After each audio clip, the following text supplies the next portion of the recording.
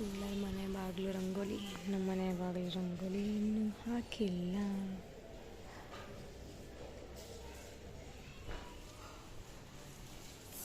Weather ಮಳೆ ಬರೋಂಗಾಗಿದೆ.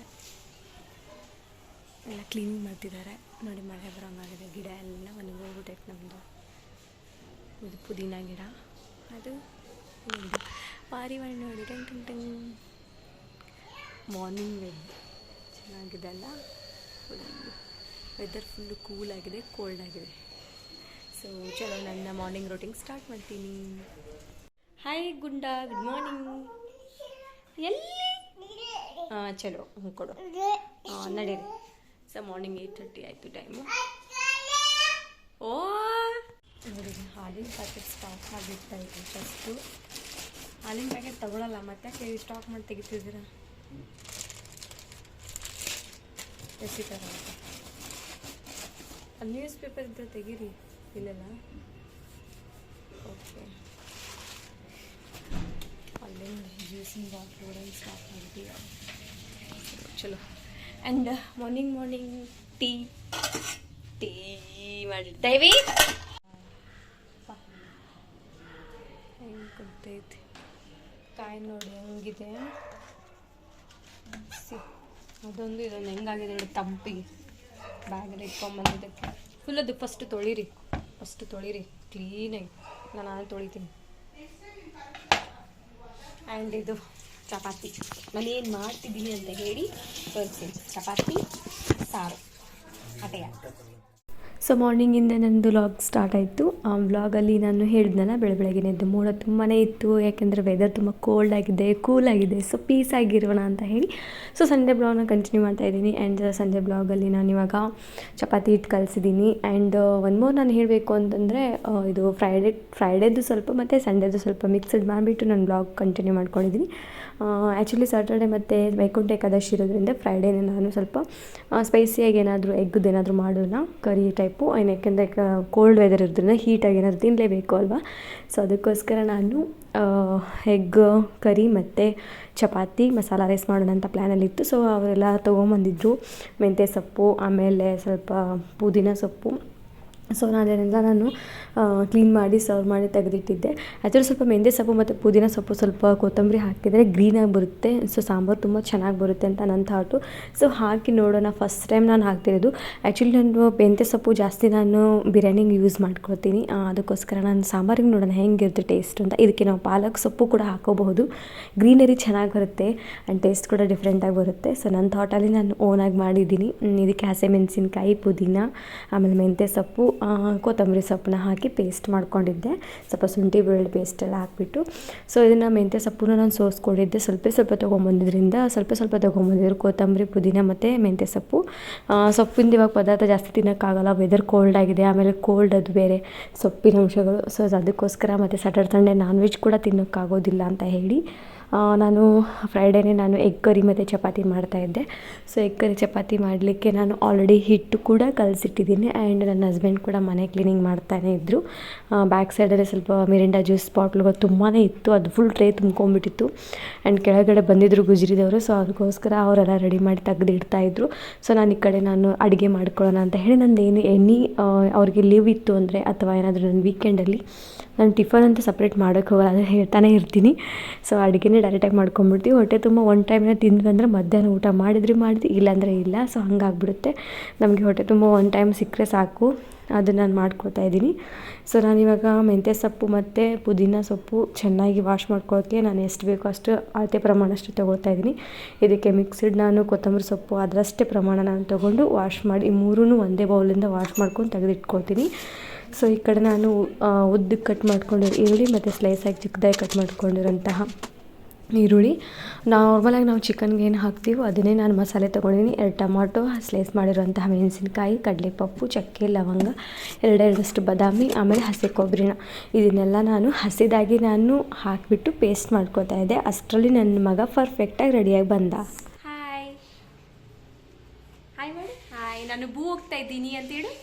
ನಾನು ಮಮ್ಮು ತರಕ್ಕೆ ಹೋಗ್ತಾ ಇದ್ದೀನಿ. ಹಾಯ್ ಮಮ್ಮು, ಚಾ ಜೋಜೋ ಆತು. Hi guys. ಹಾರ್ಲಿಕ್ಸ್ ಅನ್ನು ಗುಂಡ್ಯಾ ಪಾಕೊಡಮ್ಮ ಪಾಕೊಡಮ್ಮ. ಅಮ್ಮ ಗುಂಡಮ್ಮ ಬಾಯಿಲಿ. ಹಾಂ ಬಾಯಿಲಿ ಬಾಯಿಲಿ ಬಾಯಿಲಿ. ಬಾಯ್ ಬಾಯ್ ಗಂಡು. ಟಾಟಾ ಟಾಟಾ. ಹೋಗ್ತಿದ್ಯಾ ಮಗನೇ? ಹೋಗ್ತಿದ್ಯಾ? ರಸಗುಲ್ಲ. Hi hi. ಕಮೆಂಟ್ ಮಾಡಿ ನಾನು ಚೆನ್ನಾಗಿದ್ದೀನಿ, ನನ್ನ ಮಗ ಚೆನ್ನಾಗಿದ್ದಾನಂತ. ಹೌದಿಲ್ಲ ಬಾಬಾ? ಕಮೆಂಟ್ ಮಾಡಿ ಅನ್ನು. ಚಲೋ ಬಾಯ್. ಹಾಂ ಗುಂಡ ಫ್ಲೈಕ್ ಇಸ್ಕೊಡು.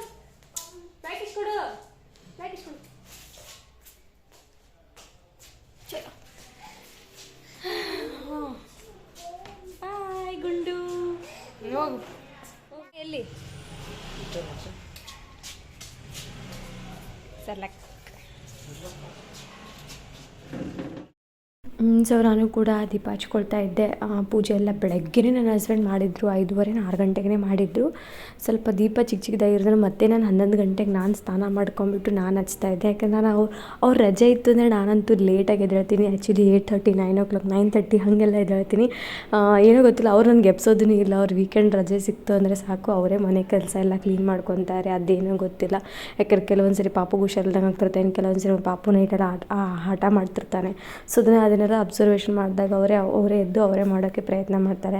ನನಗಂತೂ ಅರ್ಧ ಹೆಲ್ಪು ನನ್ನ ಹಸ್ಬೆಂಡ್ ಇರೋದ್ರಿಂದ ಮನೆ ಸ್ವಲ್ಪ ಕ್ಲೀನಾಗಿ ಮೇಂಟೆನೆನ್ಸ್ ಆಗಿ ಇದೆ ಅಂತ ನನ್ನ ಥಾಟು. ಸೊ ನಾನಿವಾಗ ದೀಪ ಹಚ್ಕೊಳ್ತಾ ಇದ್ದೀನಿ. ನಾನು ದೀಪ ಹಚ್ಕೊಂಡ್ಬಿಟ್ಟು ಆಮೇಲೆ ನಾನು ಹಸ್ಬೆಂಡು ಮತ್ತು ಪಾಪು ಹಾಲು ತರಕ್ಕೆ ಹೋಗಿದ್ರು. ಪಾಪುಗೆ ಸರ್ಲಾಕ್ ತಿನ್ನಿಸ್ಬೇಕಲ್ವ. ಒನ್ ಟೈಮ್ ನಾನು ಸರ್ಲಾಕ್ ತಿನ್ನಿಸ್ತೀನಿ, ಒನ್ ಟೈಮ್ ನಾನು ಹಾರ್ಲಿಕ್ಸ್ ಕೂಡ ಕುಡಿಸ್ತೀನಿ, ಜೂನಿಯರ್ ಹಾರ್ಲಿಕ್ಸ್ ಅಂತ ಹೇಳಿ. ಸೊ ಅದೊಂದು ಸರಿ ಡಿಫ್ರೆಂಟ್ ಟೇಸ್ಟ್ ಕೊಟ್ಟಾಗ ಮಕ್ಕಳಿಗೆ ತಿನ್ನಬೇಕು ಅಂತ ಮೂಡ್ ಬರುತ್ತೆ, ಇಲ್ಲಾಂದರೆ ಹಾಗೇ ಇರ್ತಾರೆ. ಸೊ ಫೈನಲಿ ನಂದು ಅದು ಕೂಡ ರೆಡಿ ಆಯಿತು. ಆ್ಯಂಡ್ ಮಿಕ್ಸಿ ಕೂಡ ನಾನು ಪೇಸ್ಟ್ ಮಾಡಿ ಇಟ್ಕೊಂಡಿದ್ದೀನಿ. ಆಲ್ರೆಡಿ 10:30 ಆಗಿತ್ತು ಟೈಮಿಂಗು. ಇನ್ನು 11 o'clock ಅಷ್ಟರೊಳಗಡೆ ನಂದು ಅಡುಗೆ ಕೂಡ ಆಗಿರಬೇಕು ಅಂತ ಹೇಳಿ ಪ್ಲ್ಯಾನ್ ಮಾಡ್ತಾನೆ ಇದ್ದೆ. ನಾನು ಮಸಾಲೆ ರೈಸ್ ಮಾಡ್ಕೊಡ್ತೀನಿ.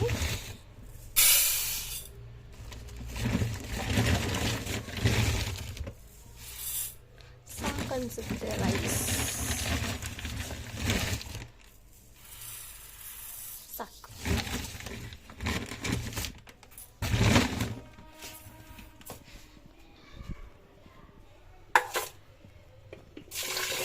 ಇದೊಂದು 10 ನಿಮಿಷ ನೆನೆಸಿದ್ರೆ ಸಾಕು.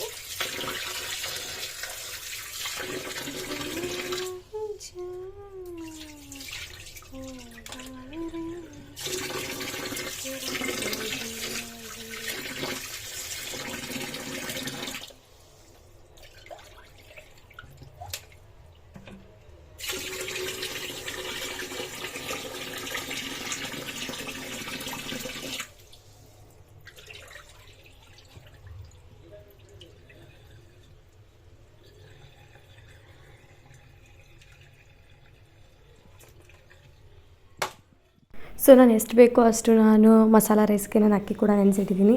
ನೆನೆಸಿ ಒಂದು ಸೈಡ್ ಇಟ್ಟಿದಾಗ ಅದಕ್ಕೆ ಬೇಕಾಗಿರುವಂಥ ಪದಾರ್ಥಗಳು ಕೂಡ ತೊಗೊಳ್ತಾ ಇದ್ದೀನಿ. ಇದಕ್ಕೆ ನಾನು ಚಕ್ಕೆ, ಲವಂಗ, ಪಲಾವ್ ಎಲೆ ಮತ್ತು ಮೆಂತ್ಯ ಸೊಪ್ಪು, ಸ್ವಲ್ಪ ಡ್ರೈ ಮೆಂತ್ಯ ಸೊಪ್ಪು ಸಿಗುತ್ತಲ್ಲ, ಸೊ ಅದನ್ನು ತೊಗೊಳ್ತಾ ಇದ್ದೀನಿ. ಆಮೇಲೆ ಒಂದು ಮರಾಠಿ ಮಗು ತೊಗೊಂಡ್ಬಿಟ್ಟು ಸೈಡಲ್ಲಿ ಇಡ್ತಾಯಿದ್ದೀನಿ. ಇದಕ್ಕೆ ಸ್ಪೈಸಿಯಾಗಿ ಬೇಕಾದಂಥ 2ರಿಂದ 3 ಹಸಿಮೆಣಸಿನ್ಕಾಯಿ ಇದ್ದರೆ ಸಾಕು. ಪುದೀನ ಚಿಕ್ಕದಾಗಿ ಕಟ್ ಮಾಡಿಕೊಡ್ತೀನಿ ಆ್ಯಂಡ್ ಕೊತ್ತಂಬರಿ ಕೂಡ ಚಿಕ್ಕದಾಗಿ ಕಟ್ ಮಾಡ್ಕೊತೀನಿ. ಉದ್ದುದ್ದಕ್ಕೆ ನಾನು ಈರುಳ್ಳಿನೂ ಕೂಡ ಕಟ್ ಮಾಡ್ಕೊಳ್ತಾ ಇದ್ದೀನಿ. ಇದನ್ನು ನಾನು ಮಸಾಲ ರೈಸ್ಗೆ ರೆಡಿ ಮಾಡ್ಕೊಳ್ತಾ ಇದ್ದೀನಿ. ಸೊ ಮಸಾಲೆ ರೈಸ್ ಮಾಡ್ಕೊಳ್ಳಿಕ್ಕೆ ಒಂದು ಚಿಕ್ಕದಾಗಿ ಕುಕ್ಕರ್ ತೊಗೊಂಡಿದ್ದೀನಿ. ನಮಗೆ ನನ್ನ ಫ್ಯಾಮ್ಲಿಗೆ ಎಷ್ಟು ಬೇಕೋ ಅಷ್ಟಕ್ಕೆ ಸಾಕು. ಸೊ ನಾನು ಎನಿ ಟೈಮ್ ನೋಡ್ತಾ ಇರ್ತಾರೆ ಮಸಾಲೆ ರೈಸ್ ಅಂದರೆ ನಮ್ಮ ಮನೇಲಿ ತುಂಬಾ ಇಷ್ಟಪಟ್ಟು ತಿಂತಾರೆ. ಆ್ಯಂಡ್ ಪಾಪುನೂ ತಿಂತಾನೆ, ಸ್ವಲ್ಪ ಸ್ಪೈಸಿಯಾಗಿ ಇರುತ್ತಲ್ಲ ರೈಸು. ಸೊ ಬಿಸಿ ಇದ್ದಾಗ ಇಂಥ ವೆದರ್ಗೆ ಅವನು ತಿನ್ನಿಸಿದ್ರೆ ಅವನು ಕೂಡ ತಿಂತಾನೆ. ಸೊ ಅವ್ನು ಕೋಲ್ಡ್ ಆಗಿರೋದ್ರಿಂದ ಸ್ವಲ್ಪ ಬಾಯಿ ಎಲ್ಲ ಕಹಿ ಆಗಿರುತ್ತೆ ಅಲ್ವ. ಸೊ ಇಂಥದ್ದೆಲ್ಲ ತಿನ್ನಿಸಿದ್ರೆ ಅವ್ನು ತಿಂತಾನೆ. ಅದಕ್ಕೋಸ್ಕರ ಅವನಿಗೋಸ್ಕರನೇ ಮಾಡ್ತಾಯಿದ್ದಿದ್ದು, ಇಲ್ಲಾಂದರೆ ವೈಟ್ ರೈಸೇ ಮಾಡ್ತಾಯಿದ್ದೆ ನಾನು. ಯಾಕೆಂದರೆ ಸ್ಪೈಸಿಯಾಗಿ ನಾನು ಆಲ್ರೆಡಿ ಎಗ್ ಕರಿ ಮಾಡಿದ್ನಲ್ಲ, ಸೊ ಅದಕ್ಕೋಸ್ಕರ ವೈಟ್ ರೈಸ್ ಪ್ಲೇನಾಗಿ ಮಾಡೋದು. ಆಮೇಲೆ ಪಾಪುನು ಇದನ್ನು ತಿಂತಾನಲ್ಲ, ವೈಟ್ ಇದು ಎಗ್, ಎಲ್ಲೋ ಎಗ್ ಜಾಸ್ತಿ ತಿನ್ನೋದು ಅವನು, ವೈಟ್ ಎಗ್ ತಿನ್ನಲ್ಲ. ಸೊ ಅದ್ರ ಜೊತೆ ಸ್ಮ್ಯಾಶ್ ಮಾಡಿ ತಿನ್ನಿಸಿದ್ರೆ ತಿಂತಾನೆ ಅಂತ ಹೇಳಿ ನಾನು ಮಸಾಲೆ ರೈಸ್ ಕೂಡ ರೆಡಿ ಮಾಡಿಕೊಂಡೆ.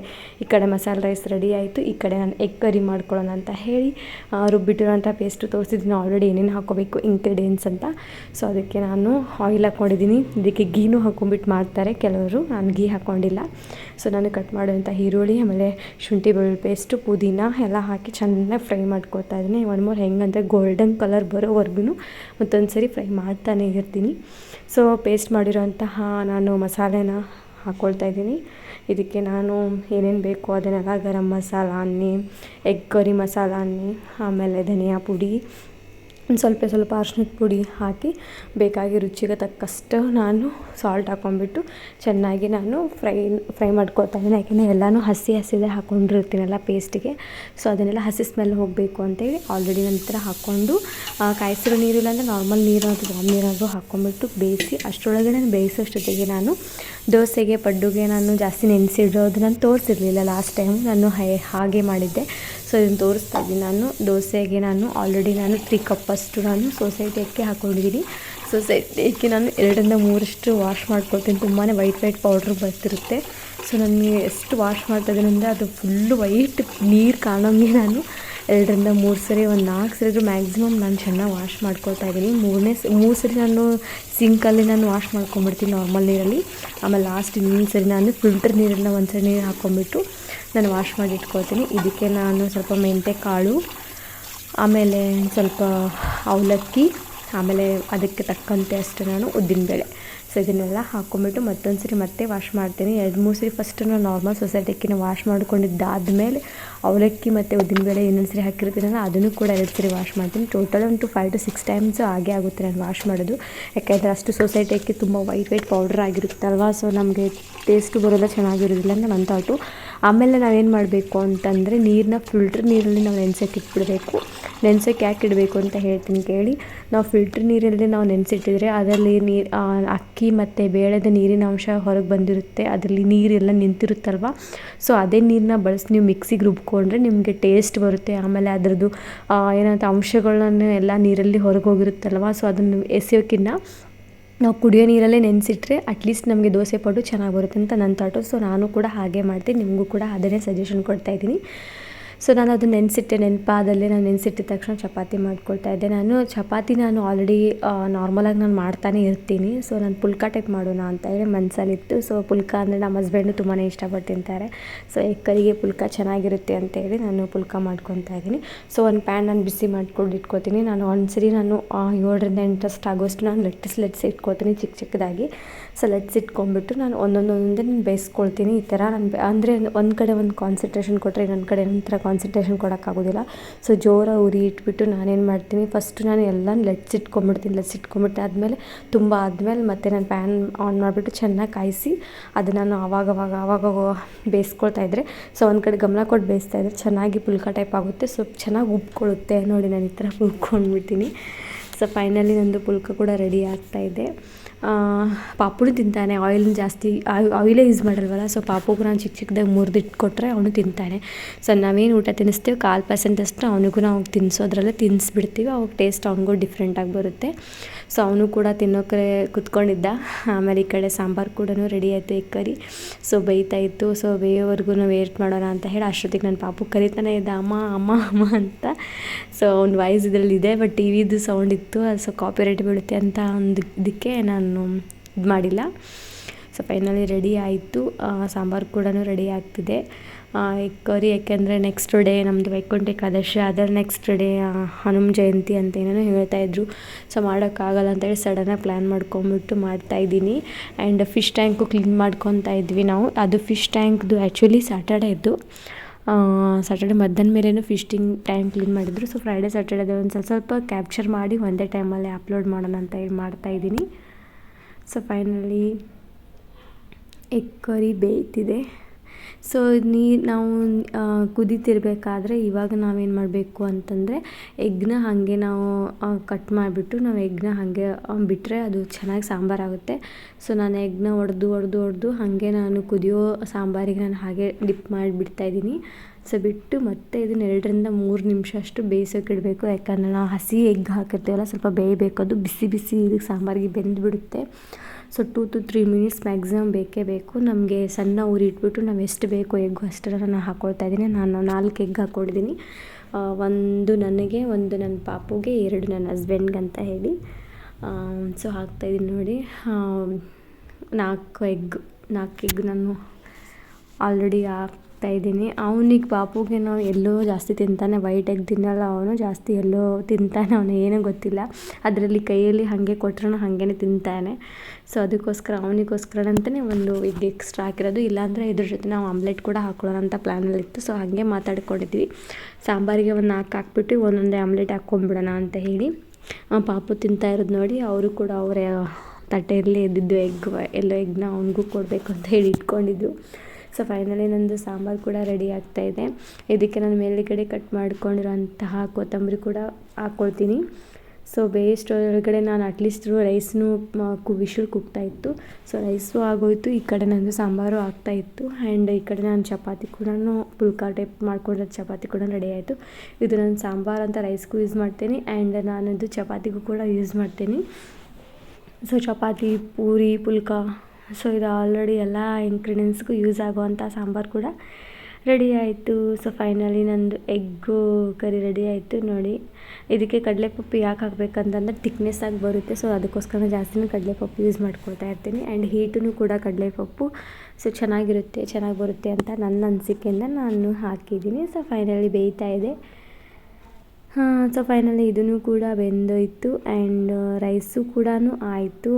ಇವಾಗ ನಾವು ಟಿಫನು, ಊಟ ಎರಡೂ ಒಂದೇ ಟೈಮಲ್ಲಿ ಮಾಡ್ಕೊಳ್ಳೋಣ ಅಂತ ಹೇಳಿ ರೆಡಿ ಮಾಡ್ಕೊತಾ ಇದ್ದೆ. ಸೊ ಅವ್ರಿಗೂ ಸರ್ವ್ ಮಾಡ್ತಾಯಿದ್ದೆ, ನಾನು ಕೂಡ ಸರ್ವ್ ಮಾಡ್ಕೊತಾ ಇದ್ದೆ. ಅಂದರೆ ನಂದು ತಟ್ಟೆ, ಆಮೇಲೆ ನನ್ನ ಹಸ್ಬೆಂಡ್ ತಟ್ಟೆ ಕಂಡಿತು ಅಂತಂದರೆ ನನ್ನ ಮಗ ನಂದು ಸಪ್ರೇಟಾಗಿ ಹಾಕ್ಕೊಡಿ ಅಂತ ಕೇಳ್ತಾನೆ ಇರ್ತಾನೆ. ಯಾಕೆಂದರೆ ನಮ್ಮ ಜೊತೆ ಅವ್ನು ತಿನ್ನೋದಿಲ್ಲ, ಅವನಿಗೆ ಅಂತಲೇ ಸಪ್ರೇಟಾಗಿ ಹಾಕ್ಕೊಟ್ಬಿಡ್ತೀವಿ.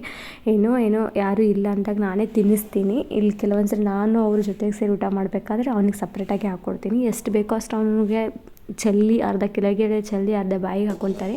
ಅವನಿಗೆ ಎಷ್ಟು ಬೇಕೋ ಅಷ್ಟೇ ಅವನಿಗೆ ತಿಂದಾದ್ಮೇಲೆ ಅವನಷ್ಟಕ್ಕೆ ಅವ್ನು ತಿಂದಾದ್ಮೇಲೆ ಆಮೇಲೆ ನಾವು ತಿನ್ಸೋಕೆ ಹೋಗ್ತೀವಿ. ಆ್ಯಕ್ಚುಲಿ ಅವ್ರ ಅಪ್ಪನೇ ಜಾಸ್ತಿ ತಿನ್ನಿಸೋದು ಅವ್ರ ತಟ್ಟೆಯಿಂದ. ಸೆಂಟ್ರಲ್ಲಿ ಅವ್ನು ತಿನ್ನಬೇಕಾದ್ರೆ ಅಷ್ಟು ಬಾಯಲ್ಲಿ ಜಾಸ್ತಿ ಹೋಗೋದಿಲ್ಲ, ಕೆಳಗೇ ಅರ್ಧ, ನೆಲಕ್ಕೇ ಅರ್ಧ ಬಿಟ್ಬಿಡ್ತಾನೆ ಅವನು. ಅದು ಮಿಕ್ಕಿದ ಬಾಯಿಗೆ ಹಾಕೋತಾನೆ. ಅಷ್ಟೊತ್ತಿಗೆ ಅವ್ನು ಮಲ್ಕೊಂಬಿಟ್ಟ ಪಾಪು ಊಟ ಮಾಡಿ. So daddy fish tank clean ಮಾಡ್ತಾವ್ರೆ, ಅವ್ನು ಮಲ್ಕೊಂಡಿದ್ದಾನೆ. ಚಾರ್ಜ್ ಹಾಕುತ್ತೆ ಫೋನ್ ಅದು. ಸೊ ಗುಡ್ ನೈಟ್ ಹಾಕ್ಬಿಟ್ಟು ಮಲಗಿಸೋಣ. ಏನು ಮಾಡ್ತಿದ್ದಾರೆ ನೋಡೋಣ. ಫಿಶ್ ಇದ್ದಾವೆ. ಫಿಶ್ ಟ್ಯಾಂಕ್ ನೀರು ನೋಡಿ, ಫಿಶ್ ಟ್ಯಾಂಕ್ ನೀರು ಯಪ್ಪ ಅಂತ ಫಿಶ್ ಇಡೋ ಜಾಗ. ಫಿಶ್ ಟ್ಯಾಂಕ್ ಕ್ಲೀನ್ ಮಾಡ್ತಿದ್ದಾರೆ. ಓ ಮೈ ಗಾಡ್ ಮಾಡಿ ಮಲ್ಕೊಂಡ್ರೆ ಎದ್ರೆ ಈಸಿ ಆಗುತ್ತೆ. ಯಾಕಂದರೆ ಸೊ ಫಿಶ್ ಟ್ಯಾಂಕ್ ಕ್ಲೀನ್ ಮಾಡ್ತಾಯಿದ್ರು. ಅದು ಸ್ಟೋನ್ಸ್ ಅಂತ ಇರ್ತಲ್ಲ, ಸ್ಟೋನ್ಸ್ ಒಂದು ಬಕೆಟಲ್ಲಿ ಫುಲ್ ತುಂಬಿಸಿಟ್ಬಿಟ್ಟಿದ್ದು. ನಾನು ಇದೇನು ಇಷ್ಟು ಗಲೀಜಾಗಿದೆ ಅಂತ ಸ್ಪಂಜ್ ನಾನು ಕೇಳ್ತಾ ಇದ್ದೆ. ಅವರು ಸ್ಪಂಜಲ್ಲೇ ಅದೆಲ್ಲ ಬಾತ್ರೂಮ್ ಆಗಿರುತ್ತೆ ಅದು ಫಿಶ್ದು. ಸೊ ಅದ್ರದ್ದೆಲ್ಲ ತೊಳಿತಾ ಇದ್ದೀನಿ ನೋಡಿ, ಇಲ್ಲಿ ಹೆಂಗೆ ಕಾಣಿಸ್ತಿದೆ ನೋಡು, ಅಪರೂಪಕ್ಕೆ ತೊಳೆದ್ರೆ ಹಿಂಗೆ ನೋಡು ಅಂತ ಹೇಳಿ ಅಂತ ಇದ್ರು. ಸೊ ಫೈನಲಿ ಅವ್ರು ಕ್ಲೀನ್ ಮಾಡ್ತಾಯಿದ್ರು. ಹೆವಿ ಟೈಮ್ ಬೇಕಿದ್ದು ಕ್ಲೀನ್ ಮಾಡೋಕ್ಕೆ. ಕ್ಲೀನ್ ಮಾಡೈತೆ ಇದು ಇಷ್ಟು ಕ್ಲೀನಿಂಗು ನೋಡಿದ್ದು. ಕಟ್ಟಿಗೆ ಅಂತ ಇದು ತುಂಬ ಕಾಸ್ಟ್ಲಿ ಅಂತೆ. ಆಮೇಲೆ ಇದು ಸೈಡಿಗೆ ಹೂ ಇಡೋದು, ಆಮೇಲೆ ಶೋಕಿ ಗಿಡಗಳು ಆ ಥರ ಎಲ್ಲ ವಾಶ್ ಮಾಡಿದ್ದಾರೆ. ಬೆಳಗ್ಗೆ ಹ್ಯಾಂಡ್ ವಾಶ್ ಮಾಡಿಬಿಟ್ಟಿದ್ದೆ ಬಟ್ಟೆಗಳು. ನಿನ್ನೆ ಸ್ವಲ್ಪ ಮಿಷಿನ್ಗೆ ಹಾಕಿದ್ದೆ, ಇವತ್ತು ಇಷ್ಟು ವಾಶ್ ಮಾಡಿದ್ದೀನಿ. ವಾಶ್ ಮಾಡಿ ಅಡುಗೆ ಮಾಡಿ ಊಟ ಮಾಡಿ ಬಾಚ್ಕೊಂಡಿದ್ವಿ. ಸೊ ಅದನ್ನು ಕ್ಲೀನ್ ಆಯಿತು, ಅದನ್ನು ಕ್ಲೀನ್ ಆಯಿತು. ಇನ್ನು ಸ್ಟೋನ್ಸ್ ಕ್ಲೀನ್.